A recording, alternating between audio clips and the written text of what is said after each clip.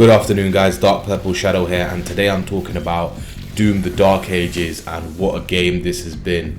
Now, what is Doom? Doom is a gaming franchise where it's basically very similar to a Quake, which if you've ever played that, it's similar to Quake. And if you're probably watching this video, you know what Doom is. You basically get some kind of sci-fi space type guns and you go around killing evil, powerful demons. And the best part of the game is, in a lot of video games, you're the weakest character on the board and you have to overcome adversity. In Doom, effectively, you are the boss battle. For all of these demons, you are the boss battle. You're basically destroying entire demon armies solo. And there's a lot to be said about how good that is in terms of a gameplay mechanic. Now, in terms of the kind of vibes and everything, it has some medieval vibes to it.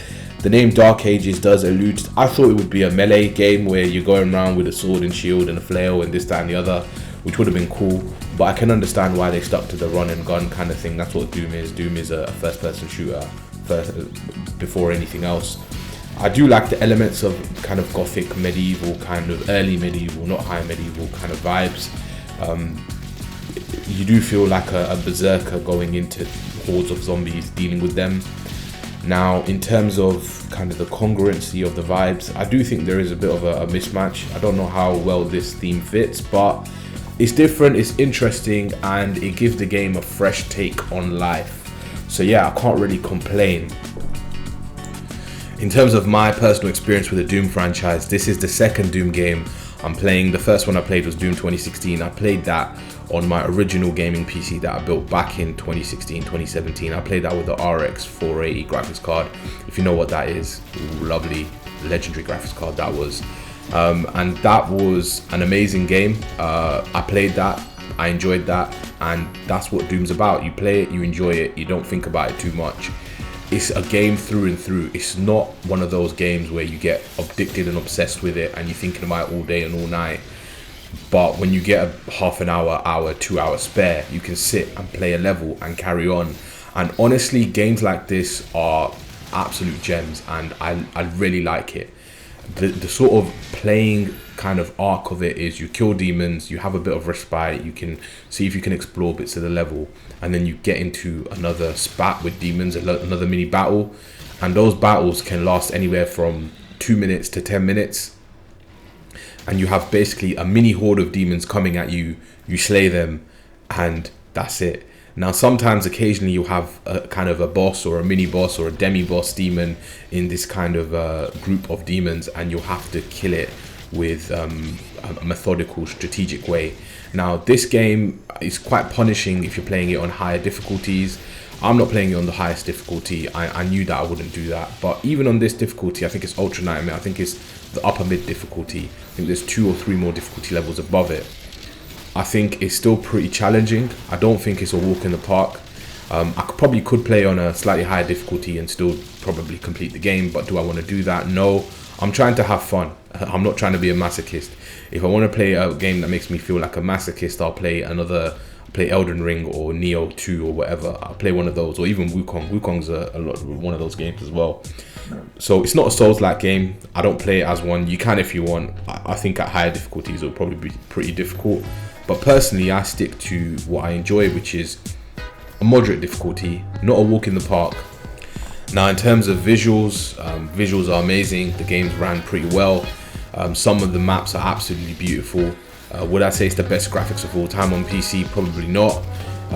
But would I say it's up there? It definitely is. It doesn't really come close to games like Indiana Jones, but apparently Indiana Jones, the ray tracing in that is technically path tracing, and the actual frame rate of that game drops heavily, even on my RTX 5080 when I'm using path tracing. But this game is I guess a step down below that, and it's fine for what it is. Honestly, the graphical fidelity of games is minimally improved. Even Doom 2016, honestly, I wouldn't say it looks that much worse than this game. I think a lot of the differences are stylistic, and the graphical quality is there, but I wouldn't say it's not revolutionary, and very few games can be revolutionary in this day and age, especially with hardware limitations people have. Unless you're rocking a 5090 or a 4090, it's very, very, very difficult to justify path tracing, and even then it probably isn't worth it for the frame rate hit you get. Now this game doesn't have path tracing, so I'll stop talking about that, but what it does have is beautiful ray tracing. The scenarios and vistas look amazing. There are a few maps where you kind of have new gameplay mechanics which are very unique to this version of the game, this sequel to the game, I guess, and that is the flying dragon mode, which is basically you're going around flying on a dragon, but it's more like a fighter jet, and you're having kind of dogfights on that dragon, and then you're landing on ships and you're entering those ships and you're clearing them out as the Doom guy himself. So that level is my favorite. I can't remember the name of the level. I think it's the Siege of Arankar or something, but absolutely amazing level. I think it's 2 levels before this one. I didn't take any footage of it, and I don't intend to, because I want people to experience that for themselves. But when I'm telling you that is probably the highlight of this game so far, that is the highlight. There's also an entire level where you're playing as a giant mech version of yourself, and you're fighting titanic, colossal demon zombie things, and they're armored and they're powerful. Basically, like this enemy on screen, you're fighting giant versions of that guy, and it's absolutely epic. It's very similar to that final Titan fight you have in Black Myth Wukong. If anything, it's only slightly worse than that in terms of actual gameplay. Now, a lot of those kind of in the air or in the Titan form, those kind of battles, etc., seem like story gimmicks rather than actual parts of the gameplay. They don't really have a lot of flesh to them, but I'm not that far into the game to know exactly how they developed that bit. Will I even ride on a dragon again? I don't know. I think I do. I think we do, because there's also skins for the dragon, so that will be interesting. But yeah, those mechanics are amazing. I enjoy them, and I'd like to see how they develop. In terms of my personal overall feelings around the graphics, I think amazing, lovely, and I can't really complain. Now let's talk about sounds and music and all of that. This game is best played when you have headphones in or good speakers. Honestly, the sounds are pretty good. It's not, I wouldn't say it's a mind-blowing soundtrack, because I'm not really into rock music, but the thematic fit is great. Honestly, when the heavy metal and the rock and all of that starts playing when you're killing loads of demons, it kind of happens and you kind of get into it. And sometimes you're walking towards an area where there's no demons and the music starts playing, and then the demons spawn, and it's wow. Can you complain about that? No, you can't. It's absolutely intense and amazing, and honestly, it's good. Now, I do still think Doom 2016 music was better, because I do remember actually really enjoying that soundtrack. I think this soundtrack is marginally a step down, but not by much. And honestly, it's not the end of the world in terms of does it ruin the game? No, it's still a big part of it, and it's still very enjoyable. But I do think the Doom 2016 soundtrack was superior.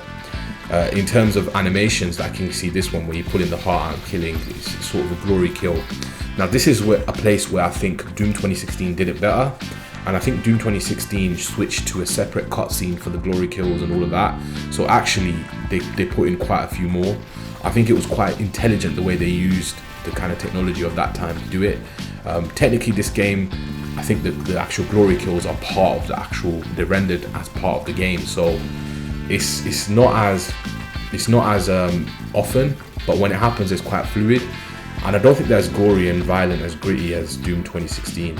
But that might also be because your Doom guy is a lot more, you're slower, you're more of a tanky paladin kind of character. You're not really an agile kind of FPS fighter. You're literally a tank, and you're fighting other tanky enemies.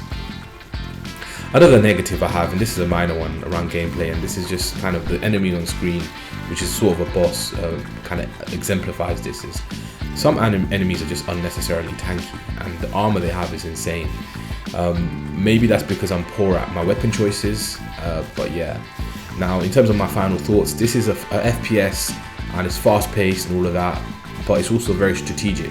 You got to position well, you got to use your power ups, you got to parry correctly, and the parry mechanic is well done. I think they've done a pretty good job with the parry mechanic, and I think it works. I think for this sort of game it works because it keeps you in the flow, and it gives you an opportunity to fight bosses with the parry mechanic that would otherwise be maybe more mundane.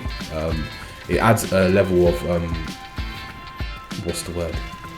depth to the game that isn't there before. But yeah, overall I give this game a solid 7.5 out of 10. Very enjoyable, one and done. I do recommend it. Game Pass, go.